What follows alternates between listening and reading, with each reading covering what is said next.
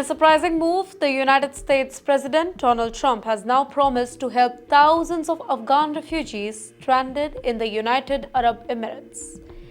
Well, these are not just any refugees. They are people who fled their homeland when the Taliban stormed back to power in 2021.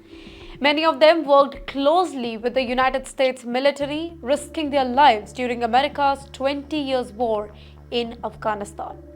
Back in 2021, when Kabul fell into chaos and the US troops pulled out, the UAE stepped in and agreed to temporarily shelter several thousands of Afghans. Now, the deal was meant to be short-term, just until the United States and its allies figured out where to resettle them. But 3 years later, hundreds, maybe even thousands, are still stuck in limbo in Abu Dhabi's humanitarian camp, with, by the way, no clarity on their future. Some have described living conditions as cramped and really depressing. Now, Donald Trump says that he wants to help. In a post on his social media platform, Truth Social, he shared an article about these stranded Afghans and wrote, "I will try to save them, starting right now."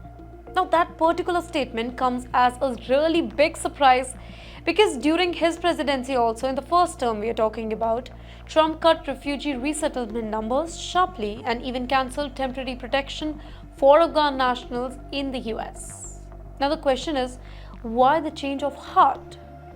Now, here analysts believe that Trump is trying to appeal to veterans and Afghan American community, specifically those who feel that these refugees, many of whom worked as interpreters or logistics staffs, were left behind unfairly.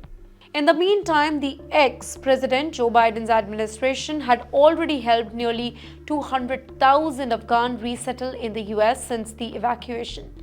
That includes family members of American soldiers, orphans, and individuals who risked their lives working with American forces.